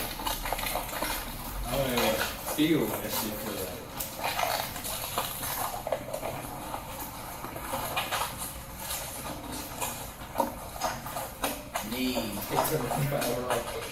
This tactic serves 2 purposes. Firstly, it solves some of the safety concerns, as electrical equipment and lights will be deactivated to prevent accidental fires or explosions, especially when the suspect has firearms. With the house now a complete wreck, a small fire could prove disastrous and engulf the whole house in minutes. Cutting the power also adds psychological pressure, as removing electrical equipment the suspect may be using could leave them feeling isolated and alone, especially during the night. But despite their best efforts, Ty refused to leave the house at all, and it was starting to look like this standoff might never end. But then, at 1:18 p.m., an hour after they cut the power, Ty was seen coming downstairs. This is the moment SWAT tried to bring this standoff to an end with the help of OC powder chemical munition, better known as tear gas. The effects of tear gas on the body include an unbearable burning sensation in your eyes, nose, and on your skin. This is exactly the kind of experience that was waiting for Ty if he went back upstairs, where they've just fired it. For the first time since this 3-hour standoff began, this prompted Ty to come out of the house and confront SWAT face to face. Police will always try to achieve a peaceful resolution in cases like these, but as they have been for the last 2 days, they'll be ready to shoot if Ty opens fire. I got you, I promise. You're good, come on. I might be lying. You might not have gave up. That bitch came outside, Get though. on the phone, come on. No, come on, you're good. Come on. Come on, sir, I got you. Come on to me. Just be careful. You're good. Come on. Yep, come on, you keep walking, you're good. Bring the dog with you. Come on. Oh, we're not, brother. Come on. Yeah, your dog's good. Come on. Okay, yep. Hey, I'll take over. We'll see you make a call. Keep coming to us. We're not going to shoot you. You keep coming to us. You're doing good. You're fine. Keep walking towards us. Keep your hands ready. You're good. You're good. We see your dog. We see your phone. You're good, Auntie. Keep walking towards us, brother. You're doing good. Can we move? He's facing away. Bang and move. Yeah. Move. Get on the ground. He ran? Oh, damn. Do my dog. I'm coming. They tapped the shit out of him.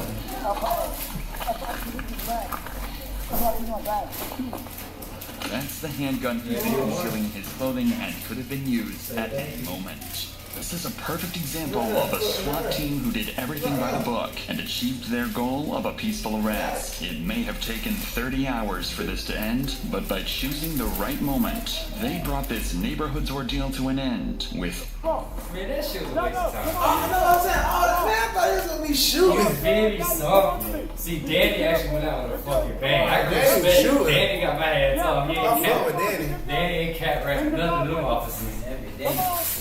As soon as they put the pepper ball in there, that bitch got on there. This motherfucker had to stand off for nothing. Okay, yep. Hey, I'll take over. We'll see you make a call. Keep coming to us. We're not going to shoot you. You keep coming to us. You're doing good. That's some BS, man. That shit big.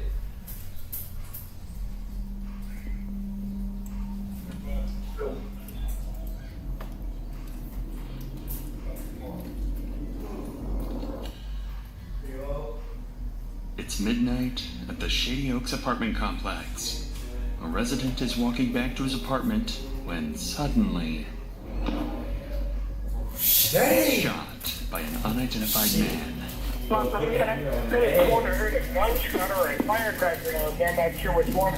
When police rush to the scene, they're immediately faced with a barrage of gunfire targeting anyone who moves, and no idea who or how many shooters are active, all while dozens of innocent lives are at fatal risk.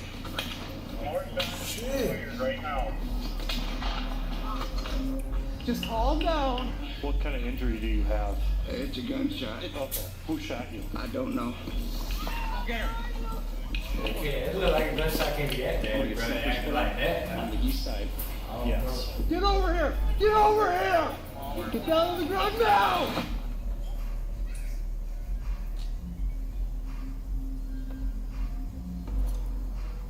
At approximately 2:17 a.m. on that Sunday night, officers receive reports of gunshots near Shady Oaks apartment complex. Minutes later, around 2:20 a.m., first responder officer Cody Needham approaches the scene to investigate. Little does he know, the gunshot reports were part of a trap set by the shooters, and he was driving straight into it.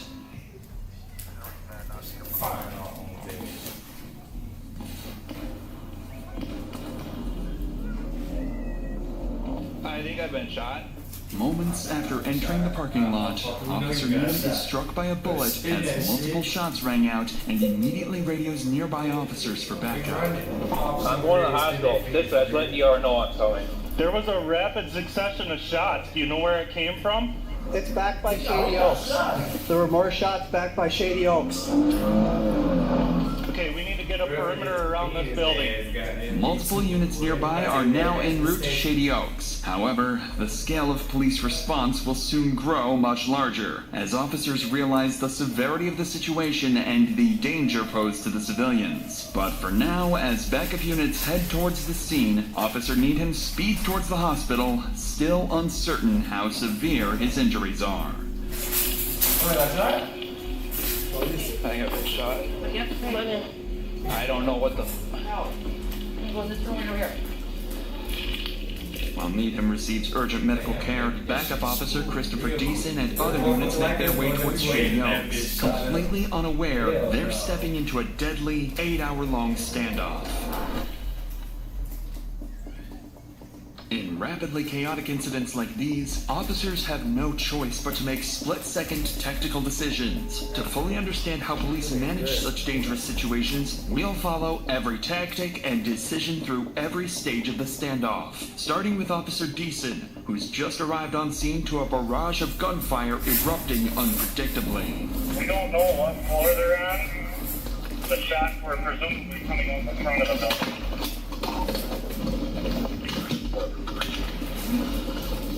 More shots being fired right now.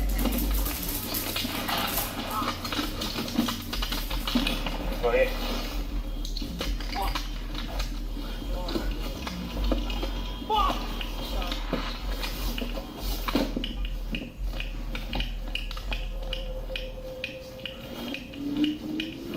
You being shot at?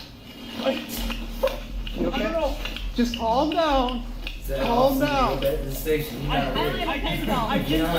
Phone call. Is that your car? Mine over there, yeah.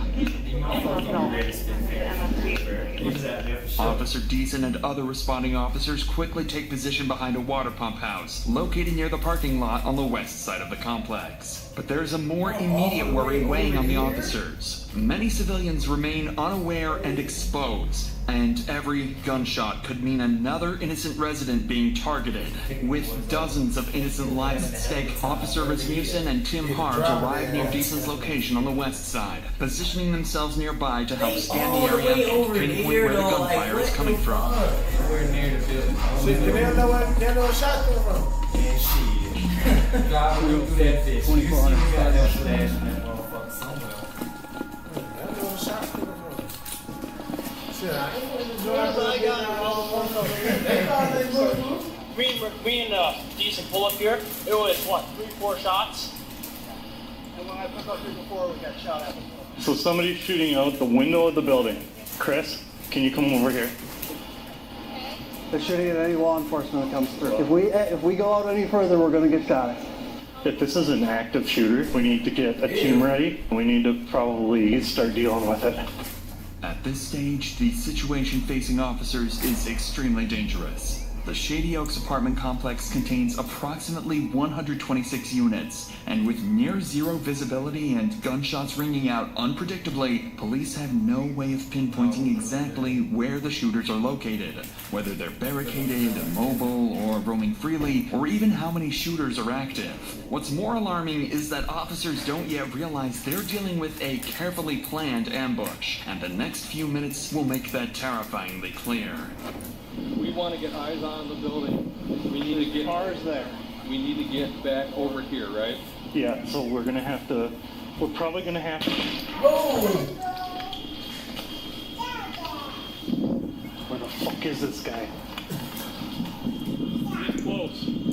He's outside of that.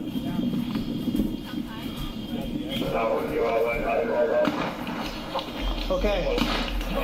He's ready to cross! You see him? Nobody shot. Y'all I'm bitches. professional soccer player Mallory Swanson. Today, I'm with Adobe Express showing love to a woman-owned small business here in Chicago. Hi. My name is Amatola. No, nice to meet you. Nice to meet you. Where? Where is he running to? North or south? Ran that way, ran that direction. Running south. I don't know if he got shot at or what, but someone just ran across the back lot. He's running. Back lot. I don't know if it was him or someone that got shot at. Correct. They ran out here in that direction. They're behind the trees. Other side of the trees. What? Is that, you think that's a high-powered rifle? Something high. Is this the same movie? Just calm down. Do not bowl me over. Shot fired.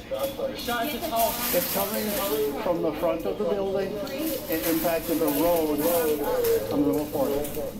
One of the shots officers just heard was aimed at a resident who stepped outside the building, completely unaware of the active threat. He was struck and immediately ran away. With danger escalating and officers still unsure how many shooters they're dealing with, or even where the next shot might come from, their immediate focus shifts to two critical priorities. First, identify and engage the source of the gunfire. Second, secure the perimeter and evacuate civilians inside and outside the building to prevent further casualties. However, officers still don't have a key to access the building from any side, adding a major complication to their plan. So, to move forward, Officer Deason and Harves formulate a tactical plan.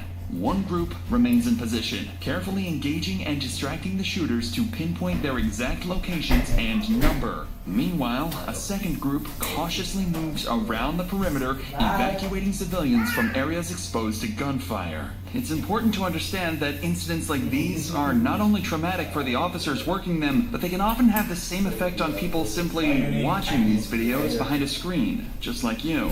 If you have ever felt that you need help with mental health, you should know there are always people you can reach out to. Before I started this channel, I thought they were uploading.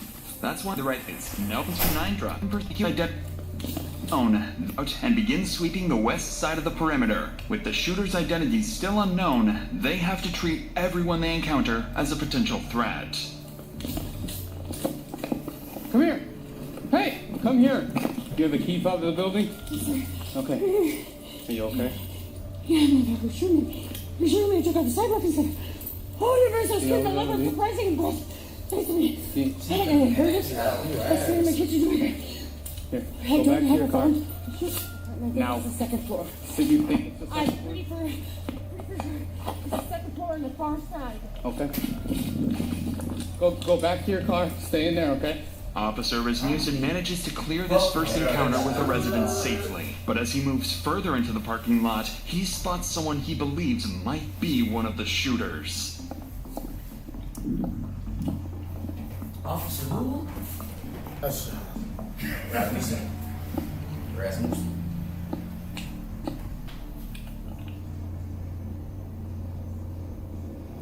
Stop! Right now! Stop! Oh, God. Turn around! Oh, shit. Drop to your knees. I got a guy that just walked out. He's in the parking lot. I got him at gunpoint. What am I need somebody down here.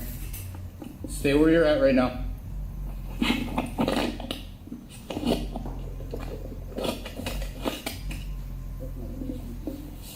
Okay, we have somebody shooting from your building right now. And you searching me right here? Okay. Okay, take him. Go to him. Stop. Oh my God. Man, come here. Come here. Come here. It's police department. Come here. There's somebody shooting from your building right now. Okay? Now keep your hands out of your pockets, please. Go to that red car over there. Go. The individuals turn out to be residents, completely unaware of the danger they've just narrowly avoided.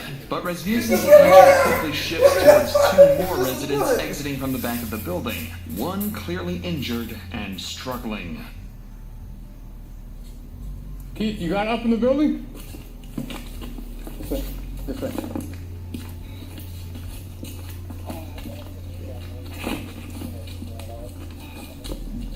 Okay, come on. Come on.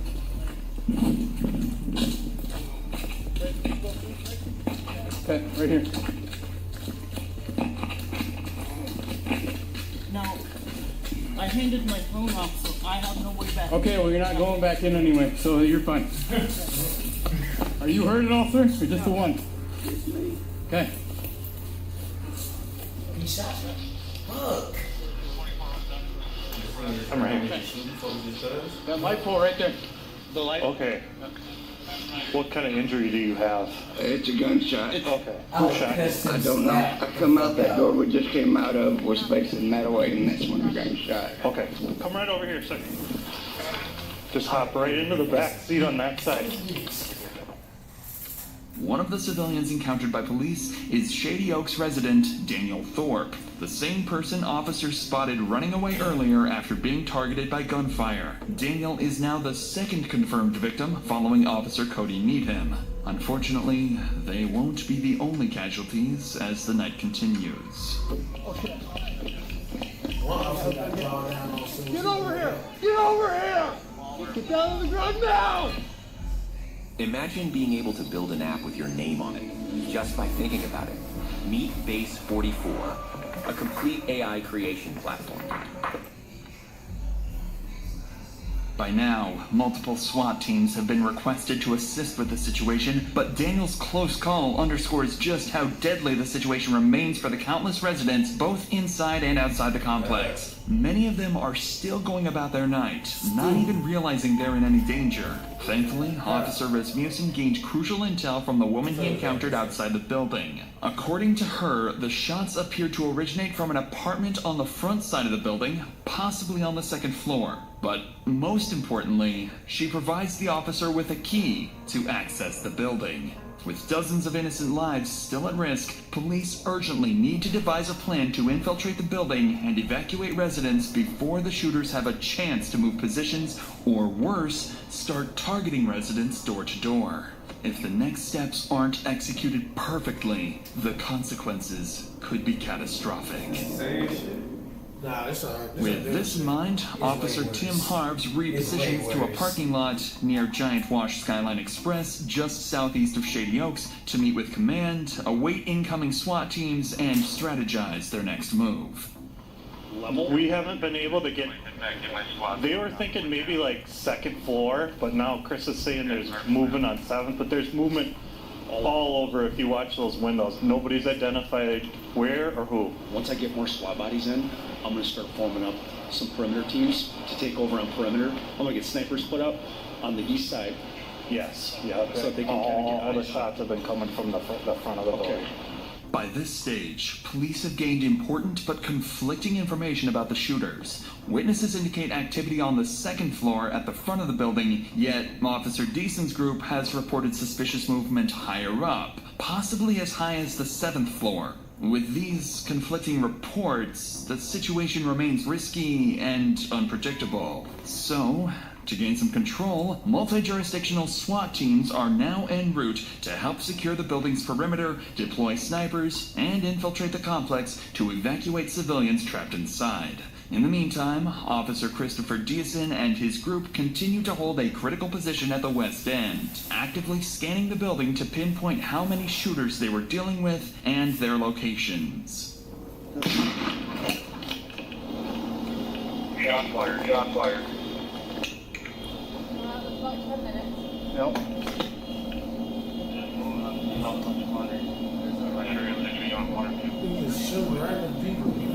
Correct. Correct. Some are moving towards this.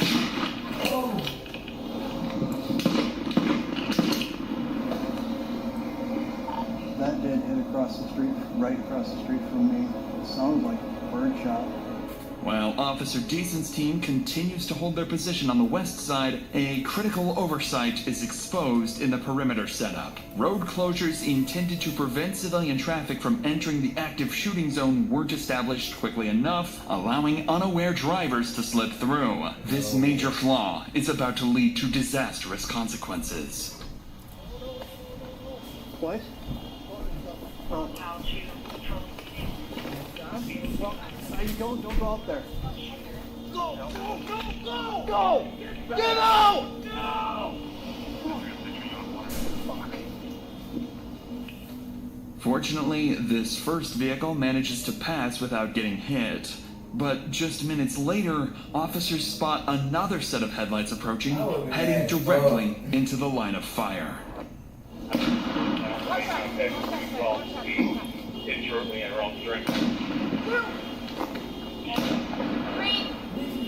Shots fired, shots fired. Shots fired. No. Correct. Maybe. They're not aiming directly at us. Yep. Vehicle coming northbound on 4th.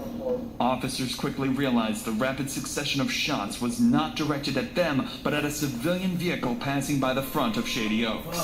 After being hit, the driver continues forward, eventually stopping on the west side, still within the active firing zone, but close to where officers are positioned. That's when they hear the driver's disturbing screams. Get over here! We might have somebody there. Okay. She has been hit. I know, come. You should have known. Do you have a tourniquet on you? Yeah. Okay. I think it's just through and through. How'd that go, friend? Yeah, we can't get up there right now. We cannot get up there right now. The injured driver was struck in the leg and is rapidly losing blood. Officers quickly apply a tourniquet to control the bleeding and stabilize him until he can be transported to the hospital. But before they can even catch their breath, another serious problem appears. Other residents and civilians continue to pass close to the active firing zone, oblivious to the lethal danger surrounding them. That's when Officer Deason spots something alarming. Someone riding on a bicycle is suddenly seen riding straight through the active firing zone, heading directly towards officers. Meet my bestie. National University supports all her ANs. With flexible online courses, she can be a student. The guy leaning on the bike right now. You can stop that guy on the bike. Get your hands up. Get over here. Get over here. Get down on the ground. Get down on the ground now. I am. What the fuck? We got people shooting out of that building at us. Shit. We don't know if it's you yet. No. We don't know that yet. Okay. Out right here. We're checking him. I didn't hear no gunshots. Are you kidding? You guys scared the fuck out of me. How do you think we feel? Well, I didn't know there was people shooting each other. What's happening over there? Get them to crawl over here. What's happening over there? Get over here. Okay, crawl. Crawl over here. Get over here where you're safe. All right, put your hands down again. We just had somebody get shot out in the street. Everything on you. No, sir. Can you take the bag off you, please, so you can look at it? You can search me if you take the bag off. This bag just has a hammer and some tools. Okay, it's not him, obviously. Stay down. Okay, it's obviously not him. Okay, why don't you come up here, sir? Come up by the building where you're safe. Okay, now you hear what we're dealing with? Thankfully, officers quickly determined the biker was not a threat, managing to pull him to safety before he was harmed. Immediately afterwards, police units quickly finished establishing roadblocks around the complex, finally preventing further civilians from entering the danger zone. With no targets in sight, the shooting abruptly stops. This brief pause gives officers an opportunity to reassess their positions as they wait for SWAT support, unaware of the violent escalation just hours away.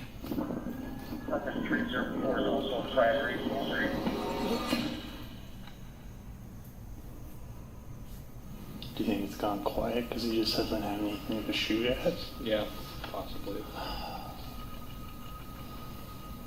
I'm gonna reload. Get his shite together. Oh, what's the one folks? Keep them at a staging point, Keith. We have an armored vehicle I'm seeing here. We'll be sending over, I believe. At approximately 4 a.m., SWAT armored vehicles finally arrive on the opposite side of the building, marking a critical turning point in the operation. For the first time, officers have the tactical support they need to close in and bring the shooters into custody. I guess it'll be like everybody in that squad. I'm not saying what they were doing every day to day. Jumping with him? Yeah. Alright, We're coming. Thanks for coming. Yeah, I know our team's setting up too, so we'll be over here soon. Not what we expected. No shit. With SWAT teams now on scene, a sniper unit quickly moves into position on the east side of the Shady Oaks complex, giving officers critical visibility. At the same time, entry teams on the west side prepare for their next move. It's finally time to move inside the building. Y'all know soldiers with body cams too? Get up there, go one. Some soldiers with body cams too? Yeah, I know, right? Yep. Moving. Basic. 306, we're by the dumpster where you were. What's your 20?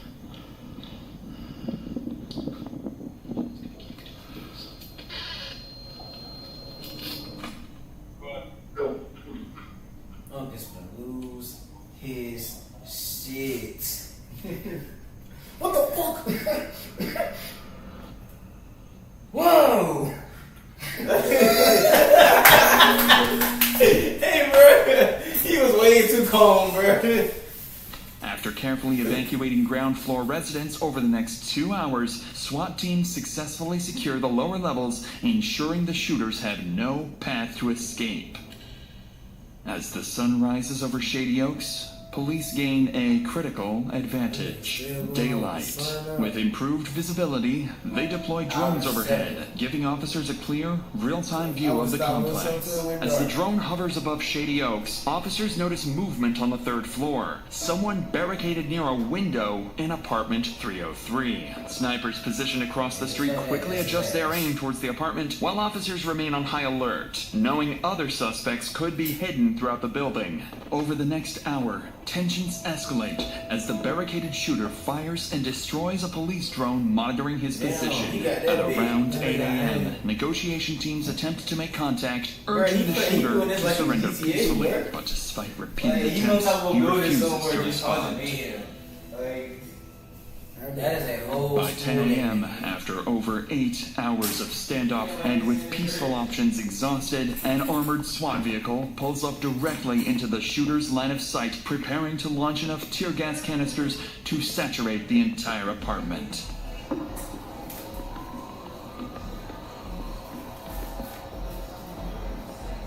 Moments after the gas enters the apartment, the barricaded suspect moves to the window. For the first time, officers see his face. It's a young man, barely out of his teens, armed and ready to fire back. Following the shooter's reaction, a single, carefully aimed sniper shot shatters the apartment window, sending shards of glass directly into the shooter's forehead. Moments later, he appears from the window holding a towel to his face, clearly weakened and disoriented. A SWAT team immediately rushes to apartment 303 to apprehend the shooter. Inside, they find him wounded but cooperative, quickly placing him into custody and escorting him out of the building. Apartment 304 is also a priority. For a sheriff did for double check him. We'll be 5 minutes in the freezing ramp. Good as you're good. Take some change in the left pocket. Big ass, baggy pants. Check down by his feet. Nothing on his feet. Not having your pretty. Buddy, just write your leg report. I have nothing. Hold up.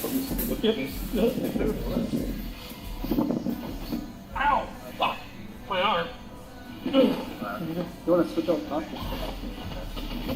Can you give me an IOU?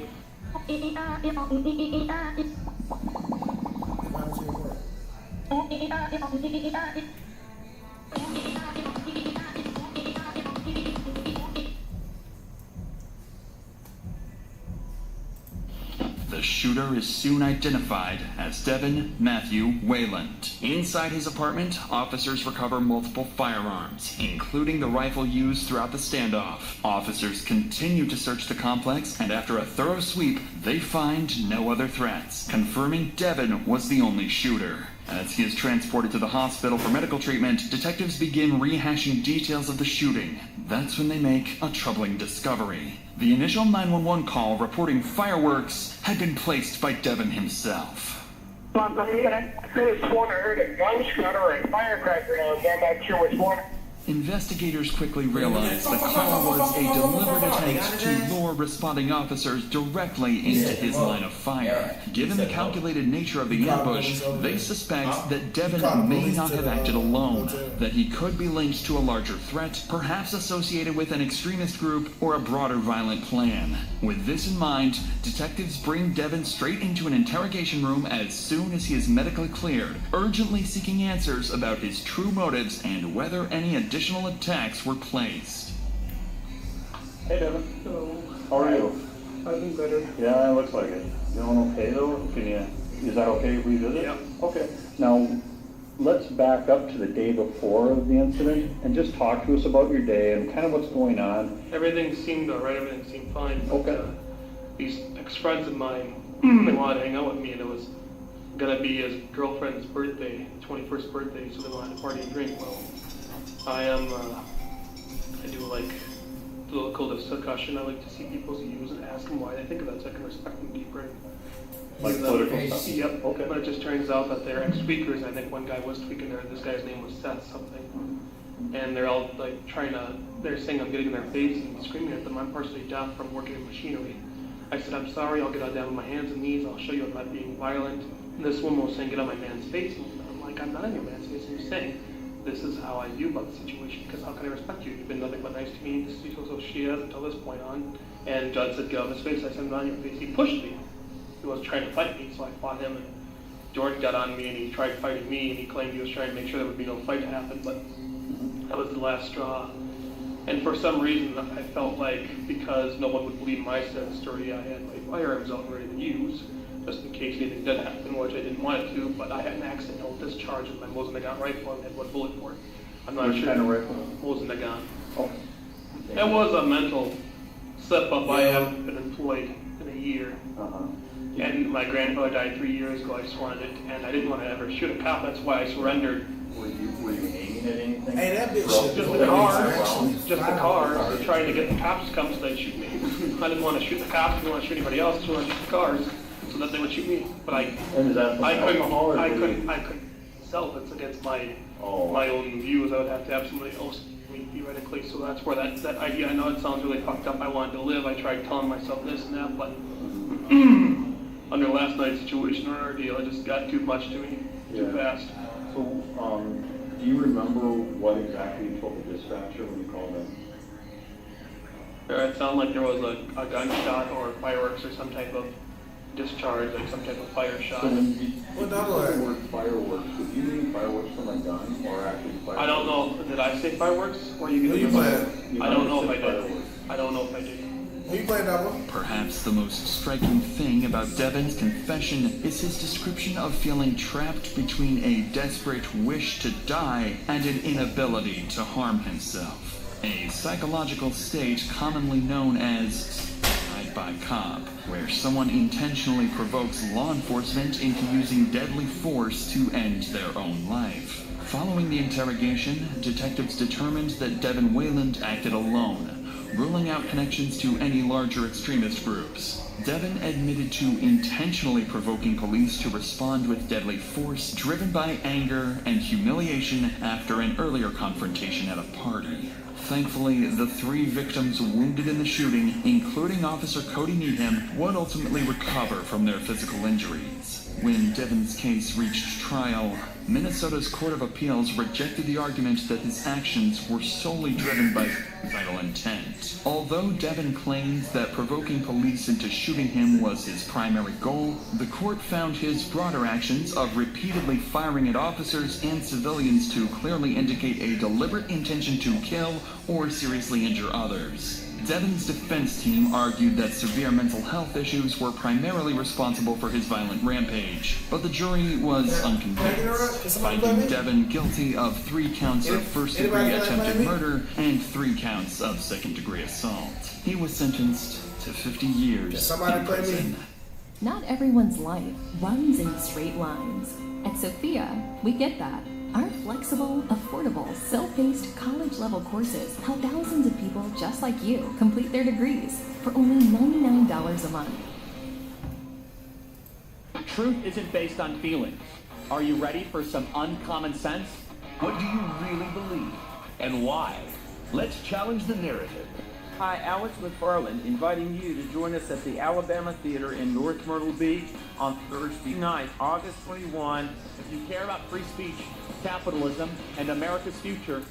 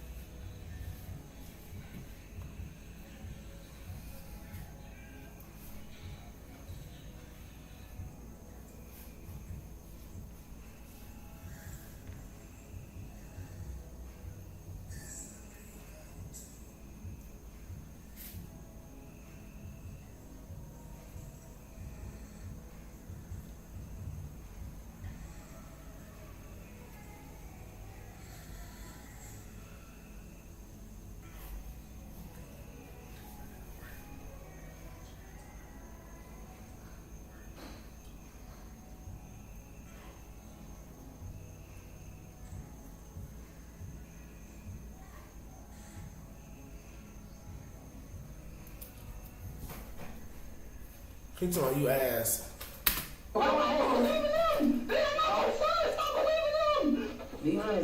okay. You're gonna feel so much better. You're gonna feel so much better.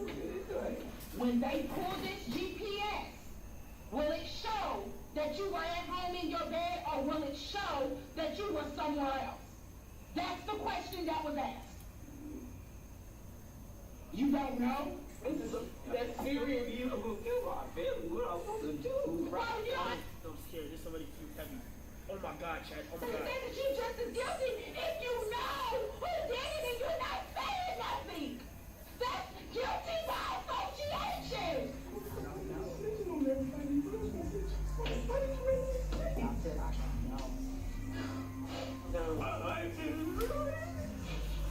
When the bodies of 3 teenagers were discovered over a period of several days in the same neighborhood in Marion County, Florida, the police didn't know what.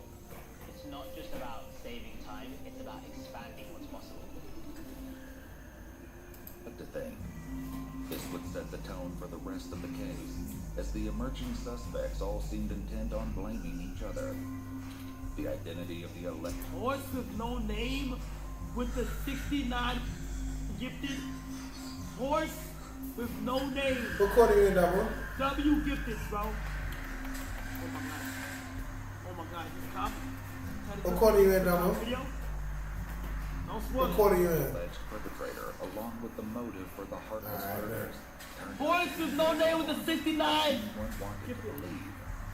Nah. The police first learned that something was terribly wrong just before midnight on March 30th, 2023, when they received this 911 call. There's a girl laying in front of my road and she's dying. Okay, is she awake? She's dying, I don't know. She's bleeding out of her head. She's gargling on her blood. Just turn her on her side so she doesn't choke, okay? It doesn't matter what side, on what side. No, just turn her on her side so she doesn't choke on the blood, okay? She's dying.